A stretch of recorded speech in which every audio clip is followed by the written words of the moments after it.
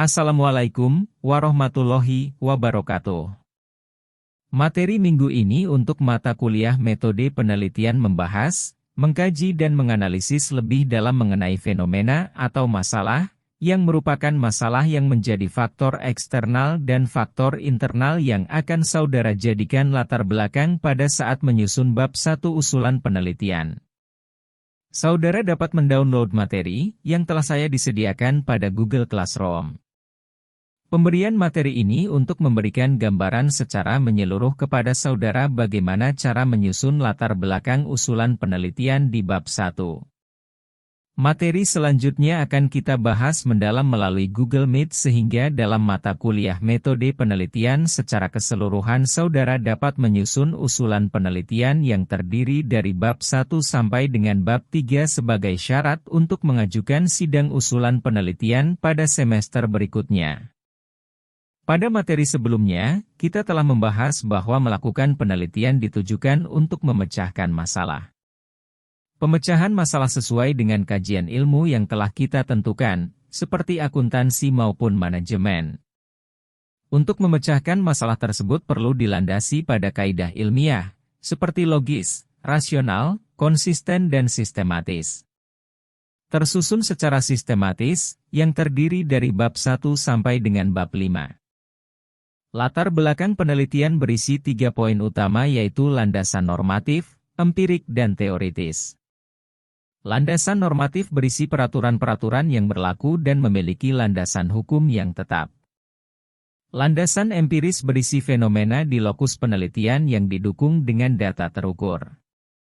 Landasan teoritis berisi teori dan penelitian terdahulu yang berkaitan dengan judul penelitian. Selanjutnya pada saat menyusun latar belakang kita dapat menggunakan pendekatan deduktif, di mana narasi latar belakang dikaji dari argumen yang umum menuju yang khusus. Argumen yang umum dapat melihat faktor eksternal yang tidak dapat dipengaruhi oleh organisasi. Landasan normatif biasanya ditetapkan oleh pemerintah agar keberlangsungan organisasi dapat tercapai. Setelah itu kita dapat mengkaji fenomena yang dapat dikendalikan oleh organisasi. Landasan empirik kita gunakan untuk menampilkan informasi yang terukur mengenai masalah yang terjadi pada objek penelitian. Untuk mendukung argumen secara ilmiah perlu dukungan teori yang telah mapan dan penelitian terbaru mengenai pemecahan masalah yang akan dilakukan. Secara spesifik kita dapat mengidentifikasikan beberapa poin dalam menyusun latar belakang penelitian.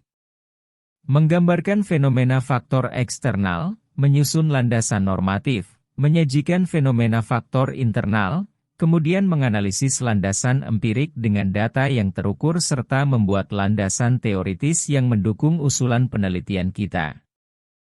Membangun argumen yang umum pada latar belakang penelitian. Kita dapat melakukan pendekatan yang digunakan adalah analisis EVAS, External Factors Analysis Summary, di mana perkembangan atau perubahan yang berkaitan dengan lingkungan di luar dari organisasi seperti economics, sosio-kultural, teknologi, dan regulasi. Perkembangan teknologi seperti penggunaan perangkat lunak akuntansi, sistem informasi akuntansi, dan teknologi lainnya telah mengubah cara pengolahan, pelaporan, dan analisis data keuangan. Kemajuan teknologi juga telah memungkinkan otomatisasi proses akuntansi, penggunaan big data, dan kecerdasan buatan untuk mengoptimalkan efisiensi dan akurasi dalam praktik akuntansi. Perkembangan ekonomi global yang menuntut peraturan akuntansi internasional, konvergensi standar akuntansi, dan pelaporan keuangan yang konsisten. Perbedaan dalam praktik akuntansi internasional dan mengidentifikasi implikasi pajak, mata uang, dan peraturan lainnya yang memengaruhi pemahaman dan pelaporan keuangan perusahaan multinasional. Peraturan dan kebijakan pemerintah merupakan salah satu landasan normatif yang memegang peran penting. Pemerintah memiliki peran penting dalam mengatur standar akuntansi dan praktik yang harus diikuti oleh entitas bisnis. Peraturan tersebut mencakup format laporan keuangan, pengakuan pendapatan, pengungkapan informasi, dan aspek lainnya yang memengaruhi bagaimana entitas melaporkan informasi keuangan. Perubahan dalam peraturan ini dapat memiliki dampak langsung pada praktik akuntansi dan tuntutan yang diharapkan dari para akuntan. Argumen yang mengkaji dan menganalisis faktor internal.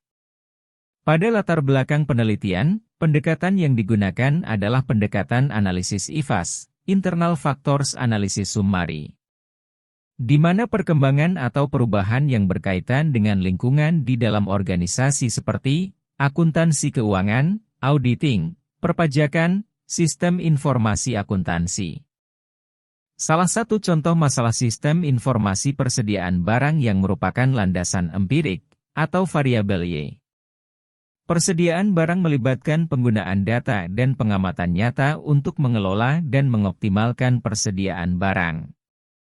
Dengan menggunakan data dan pengamatan yang dikumpulkan secara empiris, perusahaan dapat mengoptimalkan persediaan, mengurangi biaya penyimpanan, meningkatkan layanan pelanggan, dan meningkatkan efisiensi operasional secara keseluruhan.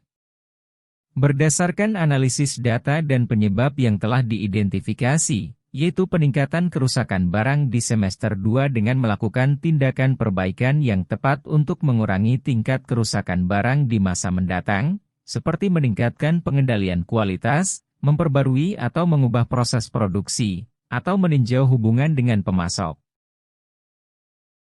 Contoh landasan empirik masalah kepatuhan wajib pajak atau variabel Y. Kepatuhan wajib pajak memastikan bahwa negara mendapatkan pendapatan yang cukup untuk membiayai kebutuhan dan program-program publik. Pajak yang dibayarkan oleh wajib pajak menjadi sumber pendapatan utama bagi pemerintah, yang digunakan untuk membiayai pembangunan infrastruktur, layanan publik, pendidikan, kesehatan, dan program-program sosial lainnya. Berdasarkan pada data empirik, rasio kepatuhan penyampaian SPT wajib pajak orang pribadi tahun 2017 hingga 2021 rata-ratanya adalah 79%. Hal ini menunjukkan bahwa pencapaian tersebut belum mencapai target yang diharapkan yaitu sebesar 85%. Dengan demikian, dapat disimpulkan bahwa rasio kepatuhan penyampaian SPT wajib pajak orang pribadi masih belum optimal. Berdasarkan pada data empirik rasio kepatuhan wajib pajak diduga disebabkan oleh masalah pemeriksaan pajak atau variabel X. Tujuan utama pemeriksaan pajak adalah untuk memastikan kepatuhan wajib pajak terhadap ketentuan perpajakan dan keadilan dalam sistem perpajakan. Pemeriksaan juga bertujuan untuk mengidentifikasi potensi kesalahan atau penghindaran pajak yang dapat merugikan negara. Berdasarkan pada data empirik pemeriksaan pajak diduga terdapat masalah di mana pemeriksaan pajak tahun 2017 hingga 2021 rata-ratanya adalah 0,8. Tingkat pemeriksaan pajak tahun 2017 sebesar 0,5, tahun 2018 sebesar 1,2, tahun 2019 sebesar 0,9, tahun 2020 sebesar 0,8, dan tahun 2021 sebesar 0,6. Jadi, tingkat pemeriksaan pajak dengan persentase tertinggi yaitu pada tahun 2018 dan terendah yaitu pada tahun 2017. Data tersebut mengindikasikan pemeriksaan pajak masih belum optimal. Setelah diketahui permasalahannya maka perlu didukung oleh landasan teori yang mapan.